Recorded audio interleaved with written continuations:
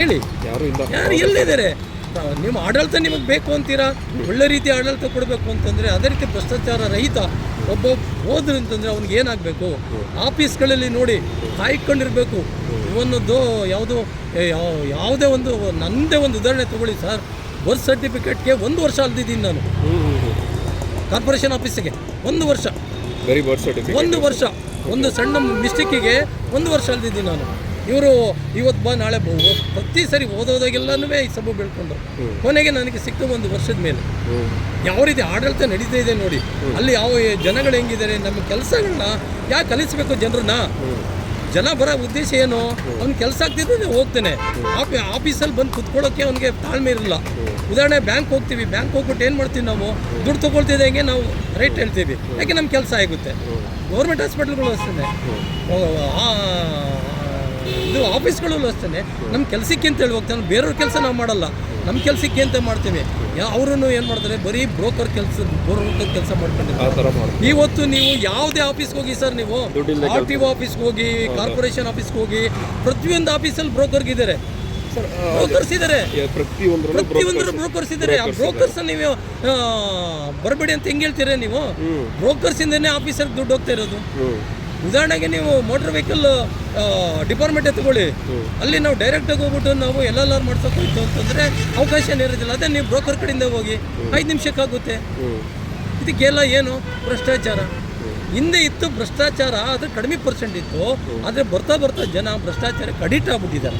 Cancer ಇದ್ದಂಗೆ. ಈ ಕ್ಯಾನ್ಸರ್ನ ಯಾವ ರೀತಿ ಹೋಗ್ಸ್ಲಿಕ್ಕೆ ಆಗ್ತದಾ ಸರ್? ಹಂಗಂಗೆ ಕಟ್ ಮಾಡಿದ್ರೆ ಏನಾಗ್ತದೆ? ಅದು ಬೆಳ್ಕೊಂಡು ಹೋಗ್ತದೆ. ಹಾಗೆ ಒಬ್ಬ ಸರ್ಕಾರಿ ನೌಕರ ಪ್ರಾಮಾಣಿಕವಾಗಿ ಕೆಲಸ ಮಾಡ್ಕೊಂಡೋದ್ರೆ ಎಲ್ಲ ರೀತಿಯಲ್ಲೂ ಸಾರ್ವಜನಿಕರಿಗೆ ಅನುಕೂಲ ಆಗ್ತದೆ.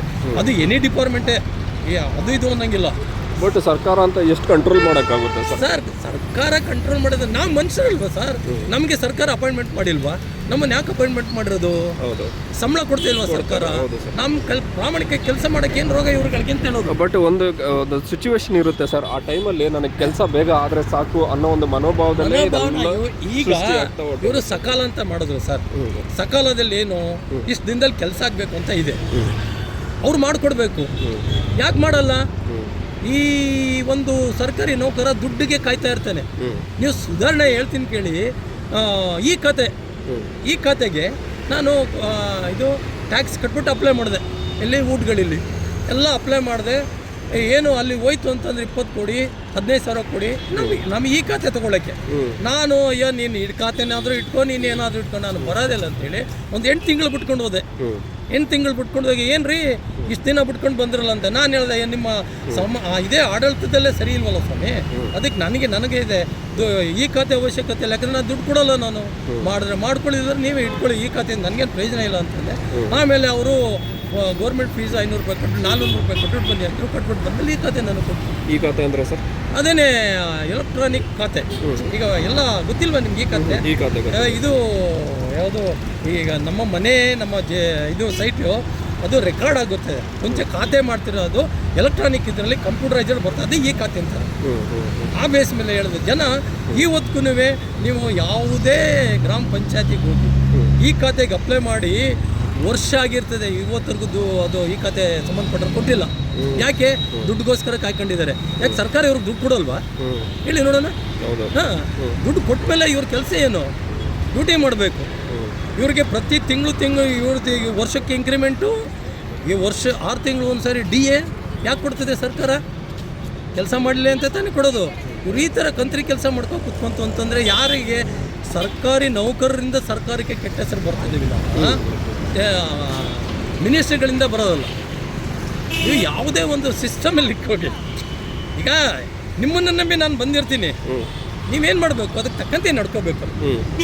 ಸರ್ಕಾರದ ಈಗ ಸರ್ಕಾರದಲ್ಲಿ ನೋಡಿ ಚೀಫ್ ಸೆಕ್ರೆಟರಿ ಇದ್ದಾರೆ, ಅವರ ಅಂಡರಲ್ಲಿ ಸೆಕ್ರೆಟರಿಗಳಿದ್ದಾರೆ, ಪ್ರತಿ ಡಿಪಾರ್ಟ್ಮೆಂಟು ಸೆಕ್ರೆಟರಿ ಇದೆ, ಪ್ರಿನ್ಸಿಪಲ್ ಸೆಕ್ರೆಟರಿಗಳಿದ್ದಾರೆ, ಅವ್ರ ಕೈ ಕೆಳಗಡೆ ಆಫೀಸರ್ಸ್ ಇದ್ದಾರೆ. ಅವ್ರುಗಳೇನು ಮಾಡ್ತಾರೆ? ಡೈರೆಕ್ಷನ್ ಕೊಡಲಿಕ್ಕಾಗಲ್ವಾ? ಯಾಕೆ ಹಿಂಗೆ ಮಾಡ್ತೀರಾ? ಈಗ ಇನ್ನೊಂದು ಏನು ಅಂತಂದರೆ, ಯಾರು ಭ್ರಷ್ಟಾಚಾರ ಲಂಚ ತೊಗೊಳ್ತೇನೆ ಅವ್ರನ್ನ ಡಿಸ್ಮಿಸ್ ಮಾಡಿಬಿಡಿ, ಅವ್ರ ಪ್ರಾಪರ್ಟಿನ ಮುಟ್ಗೋಲು ಹಾಕೊಳ್ಳಿ, ಆವಾಗ ಎದುರ್ತಾರೆ. ಯಾವ ಸರ್ಕಾರ ಆ ಥರ ಮಾಡ್ತಿದೆ?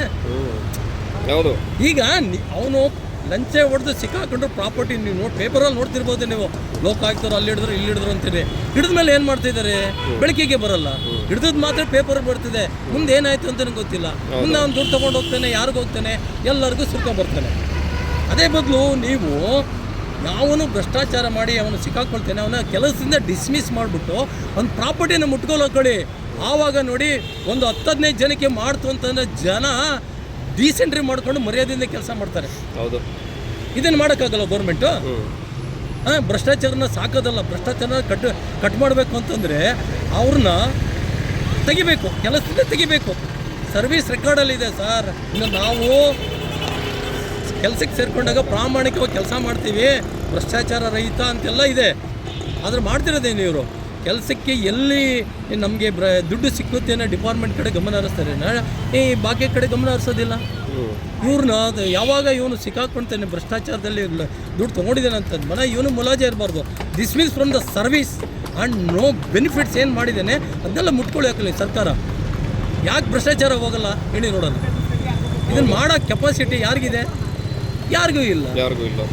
In case D K Shivakumar ಅವ್ರು ಬಂದರೆ ಆ ಥರ ಏನಾದರೂ ಮಾಡ್ಬೋದು ಸರ್? ಯಾವಾರು ಮಾಡಲ್ಲ ಸರ್. ಸರ್ಕಾರ ನೋಡಿ, ಒಬ್ಬ ವ್ಯಕ್ತಿಗ ಮೊನ್ನೆ ದಿನ ರೈಡ್ ಆಯಿತು, ರೈಡ್ ಆದವ್ರನ್ನ ತಗೊಬಂದು ಅವನು ಪ್ರಮೋಷನ್ ಕೊಟ್ಟು ಮುಂದಕ್ಕೆ ಹಾಕಿದ್ರು. ಎಲ್ಲಿ ನೀವು ನಿರೀಕ್ಷಣೆ ಇವ್ರ ಹತ್ರ ಮಾಡಬಾರ್ದು. ಕಾನೂನು ಏನಿದೆ, ನೀನು ಭ್ರಷ್ಟನ ಡಿಸ್ಮಿಸ್ ಫ್ರಮ್ ಸರ್ವೀಸು, ನಿಂದು ಪೆನ್ಷನ್ ಇಲ್ಲ ಏನಿಲ್ಲ, ನೀನೇನು ಸಂಪಾದನೆ ಮಾಡಿದೆ ಅನ್ನೋ ಮುಟ್ಗಳು ಹಾಕೊಳ್ತಾ ಇದ್ದೀನಿ ಅಂತೇಳಿ ಒಂದು ಇನ್ಸಿಡೆಂಟ್ಗಳು ಮಾಡಿ ಇಡೀ ಕರ್ನಾಟಕದಲ್ಲಿ ಭ್ರಷ್ಟಾಚಾರ ಆದಷ್ಟು ಕಡಿಮೆ ಆಗ್ತದೆ. ಎದುರ್ತಾನೆ ಅವನು, ಸಾರ್ವಜನಿಕರಿಗೆ ಕೆಲಸ ಮಾಡಿಕೊಡ್ತಾನೆ. ಭ್ರಷ್ಟಾಚಾರ ತಗೊಳ್ಳಿ ಅಂದ್ರೂ ಅವ್ನು ತೊಗೊಳಕ್ಕಿಲ್ಲ. ಯಾಕೆ ಹೇಳಿ? ನನ್ನ ಕೆಲಸ ಹೋಗುತ್ತಲ್ಲಪ್ಪ, ನನ್ನ ಜೀವನ ಏನಪ್ಪ ಅನ್ನೋ ಒಂದು ಭಾವನೆಗಳು ಅವ್ರಲ್ಲಿ ಬರ್ತದೆ.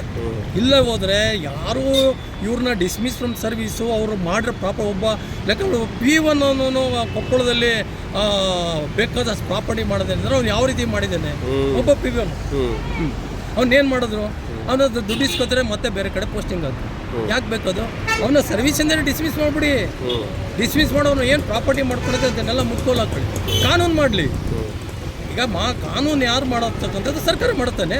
ಮಾಡಿ, ನೀವು ಹೊಸ್ದಾಗೇ ಕಾನೂನು ಮಾಡಿ. ಭ್ರಷ್ಟಾಚಾರ ಮಾಡ್ತಕ್ಕಂಥ ವ್ಯಕ್ತಿಗಳಿಗೆ ಅಥವಾ ಅಧಿಕಾರಿಗಳಿಗೆ ಮುಂದಿನ ದಿನಗಳಲ್ಲಿ ಕೆಲಸ ಹೋಗುತ್ತೆ, ನಿಮ್ಮ ಪ್ರಾಪರ್ಟಿಯನ್ನು ನಾವು ಸೀಸ್ ಮಾಡ್ತೀವಿ ಅಂತ ಹೇಳಿ ಮಾಡಿ.